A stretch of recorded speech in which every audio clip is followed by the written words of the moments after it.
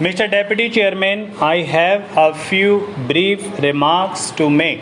If I may say so, I think in this honorable house, when we discuss such a matter as this, it would be better and in the fitness of things if we discuss it in terms of principles instead of introducing names of individuals.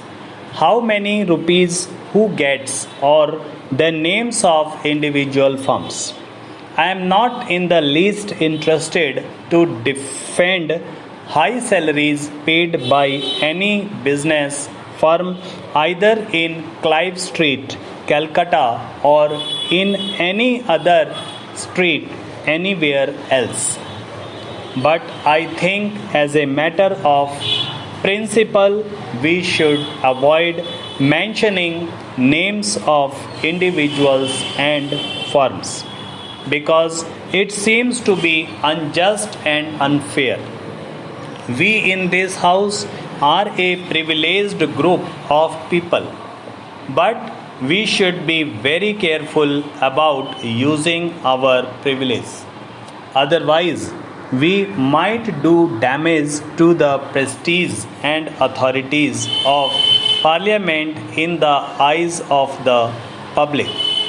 Now, sir, I think we should discuss this matter in terms of principles and policies. And the two important basic points that are involved in this are a question of investment and a question of incentives. We have decided to bring about what we call a socialist society in this country. And a socialist society does not mean that we should engage ourselves in working out a just distribution of property. The main purpose of a socialist society is to produce a significantly large volume of wealth so that we can provide our people with at least the minimum requirements of civilized human existence in terms of food, cloth, housing, health, education, and so on. Obviously, this wealth production and the volume of it that we require in terms of our situation requires investment on a massive scale.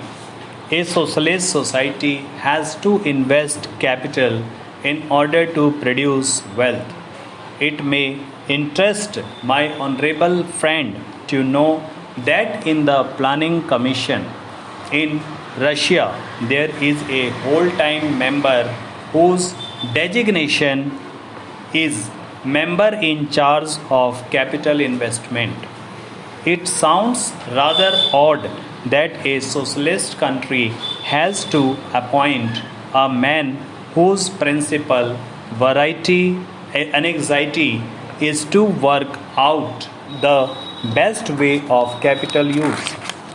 Now, sir, in any kind of society such as ours, it is possible to work out the amount of savings that the society can possibly make in terms of its own situation and the amount of investment that is necessary in order to produce the volume of wealth that we have got to produce if we are going to achieve our social objectives.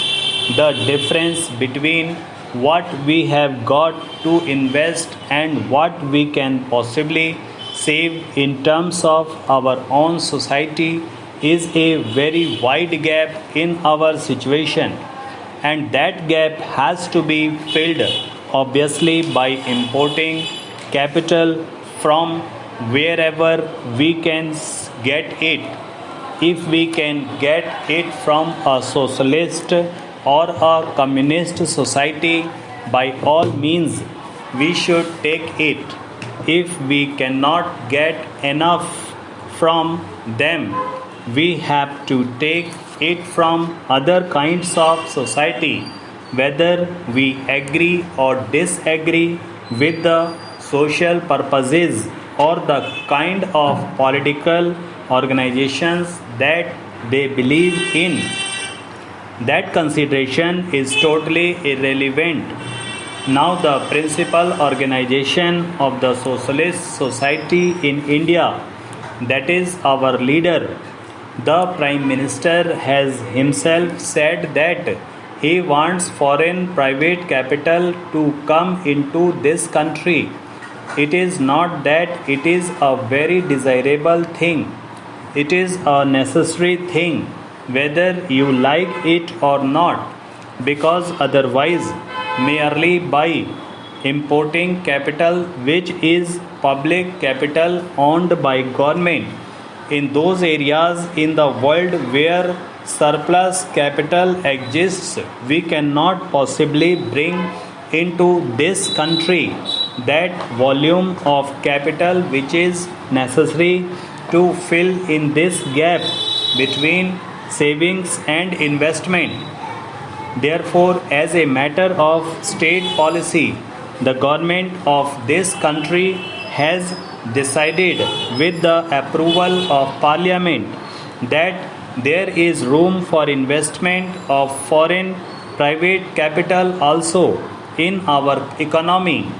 We are perfectly entitled to say that we do not want foreign private capital to be invested here at all. But we cannot have it with ways. We cannot eat our cake and have it too.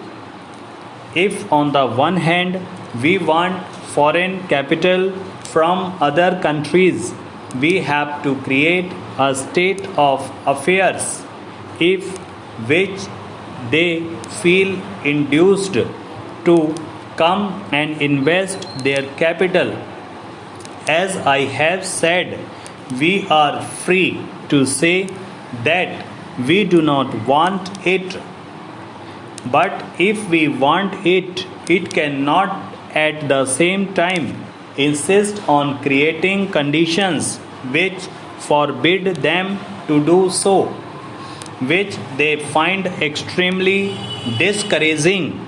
And one of the things by which we could prevent foreign capital from coming into this country is to approve of a measure such as this. I am not saying that this measure is necessarily wrong. I am not suggesting that it is necessarily good and important. All that I am saying is, if you do want foreign capital, then do not pass this legislation.